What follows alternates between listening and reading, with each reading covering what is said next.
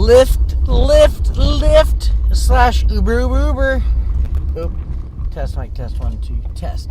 Lyft, Uber, Rideshare AdventurEZ. Hold on. Rideshare AdventurEZ.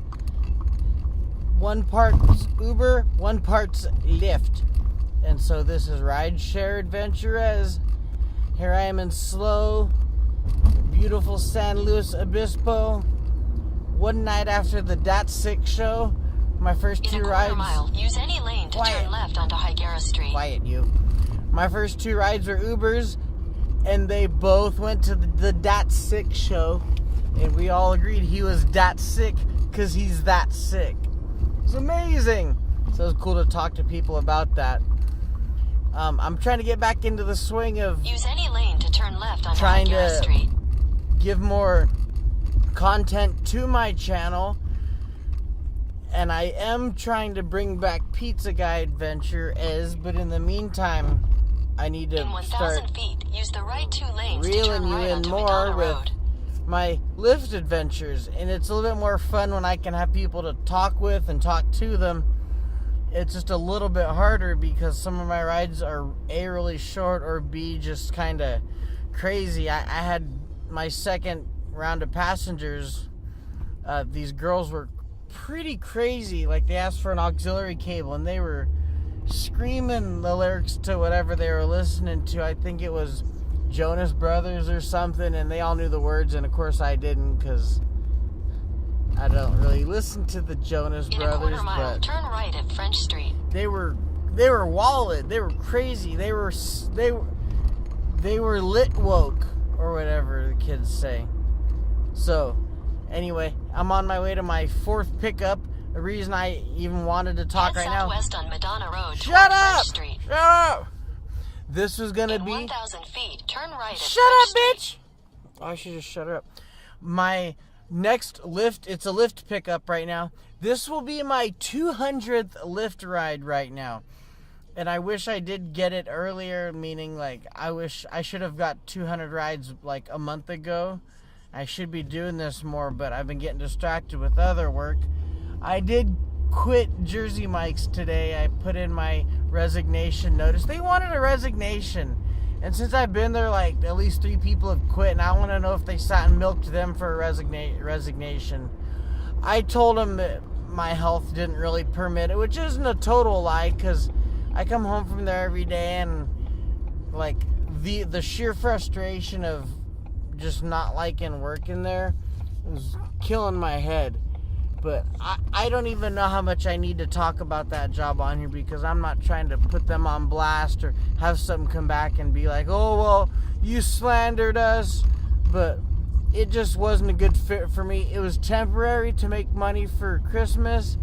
I did it, made my money, I'm out, and that was it. So thank you for your time, your money, your business. And now here I am at the historic Madonna Inn, where I've never really had a pickup here before, and this road is silly stupid. I have no idea how I'm supposed to go around here. So I'm gonna not record right now so I can figure out how the hell I'm supposed to approach this entrance. So that was ride 200. I didn't really record much. I should have asked them. It would have been fun to have them for that momentous occasion, but pretty much found myself talking about they asked where do I find myself more, and they asked the good questions that I like to answer about Uber and Lyft. If someone was to ask me, they said, where do you find yourself doing this more, like in terms of where I do this? And I said, oh, up here way more. I mean, Santa Maria, there's no downtown, and people like to drive drunk in town, and people take Uber in Santa Maria, but they don't take Lyft as much. Even though I did do a couple of Lyfts, when I do a Lyft in Santa Maria, the first thing I do is ask them, where are you from? Because they're usually not from here. Everyone in Santa Maria is like, oh, Uber's way better than Lyft, and they offer different deals at different times. But if people would just ask me for my Lyft pass, I've put it on Facebook. If you want my Lyft code to to get a cheaper ride, it's right there. I'll even post it right now in this video. You'll see it come up here. I'll just have to edit it in. You'll get your first 4 rides, get like a $5 credit towards it. And Uber would be like, how dare you plug Lyft more? But Uber needs to offer more discounts. It's just that more people use Uber. One thing Uber does that I don't like is they'll set you up with your next ride before you even finish a drop-off. And more than half the time I've been with somebody where I don't want to rush through my drive. I know their intention is, hey, make money, give as many rides as possible. But there's been times that I've had to like stop at Jack in a Box with somebody, and then I end up it was one of the stories behind one of my most awkward nights of driving. I had a birthday party in Pismo Beach that got dropped off in Grover, and they ended up wanting to go to Jack in a Box, and Uber made me accept another ride. And the lady I picked up after, 1, she was already tired of waiting, and 2, she was really she was out there. But I do like driving for Lyft. Offers more incentives, like they'll say they offer these prime time things, but I think Uber does surge pricing. I just need to look into it more.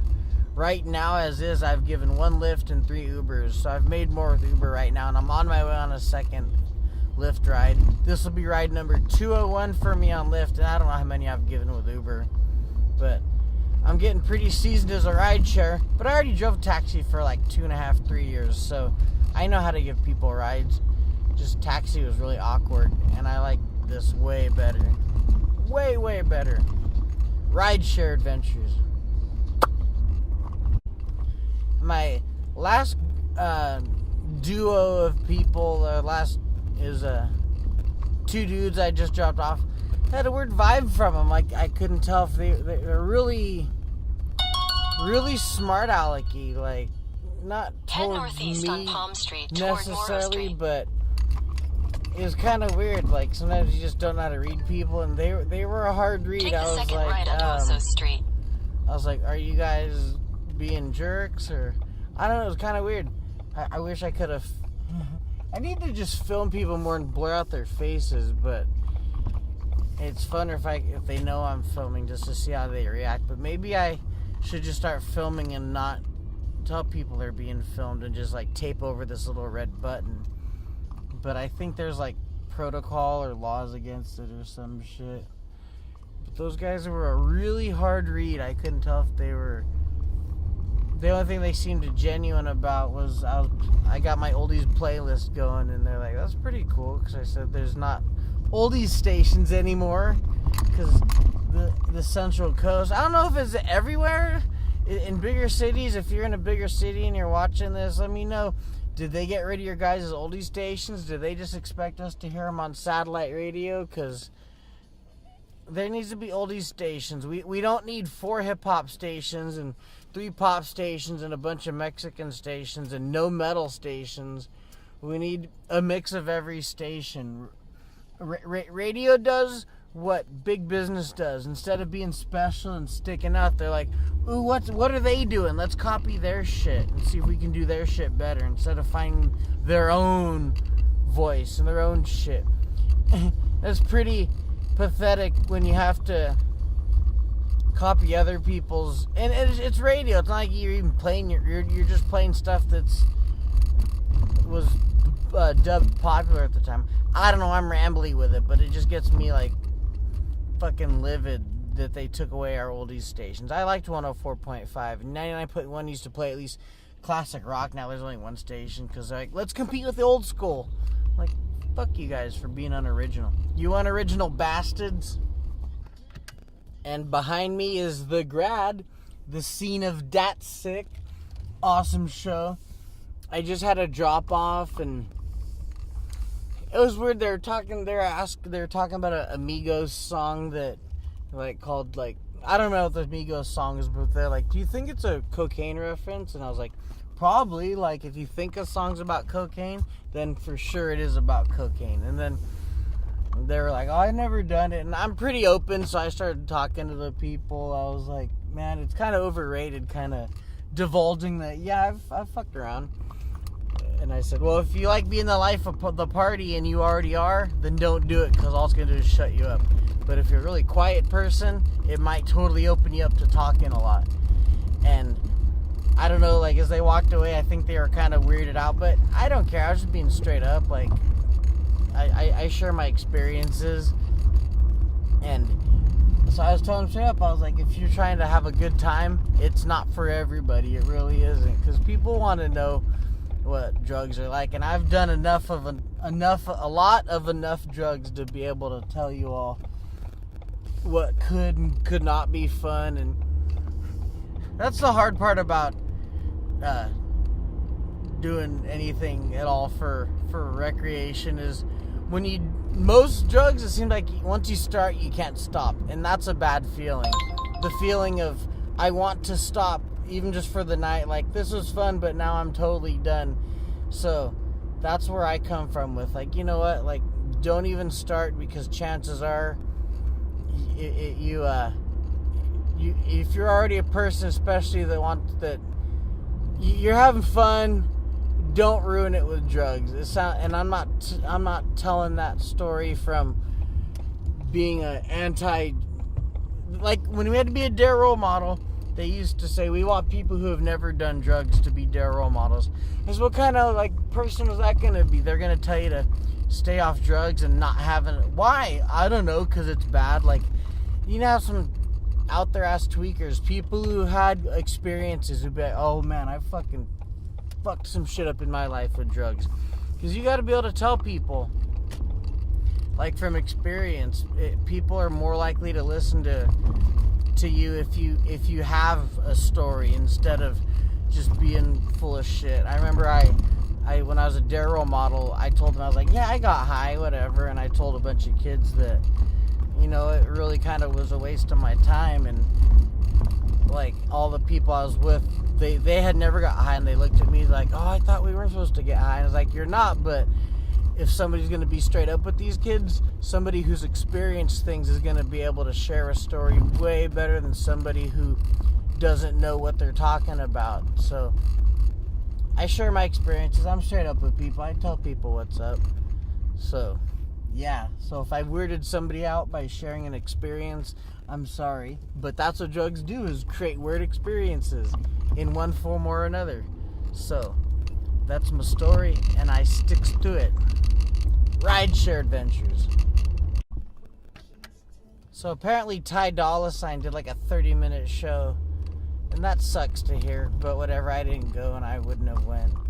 But man, these people need to put on longer shows. Stereo. Anyway, I'm at my pickup, so here we go. Holy crap, it's like super busy. It's awesome, like, making money and all. One thing gotta definitely, we do these Uber, Lyft, juggling the two apps. Gotta really be careful, because you get a ping from one, and then if, like, Lyft was telling me where to go, and Uber started having me give me a ride too. I had to let it go, and I want to do as many rides as possible, but they might not have been going to the same place. So you got to be really careful when you're app juggling, because it'll totally bite you in the ass. I really need to. That's something anybody needs to be careful of if they're gonna app juggle like I was just doing. Really, really got to keep that in mind. Holy crap! I don't even know where I'm. Well, time to get off here.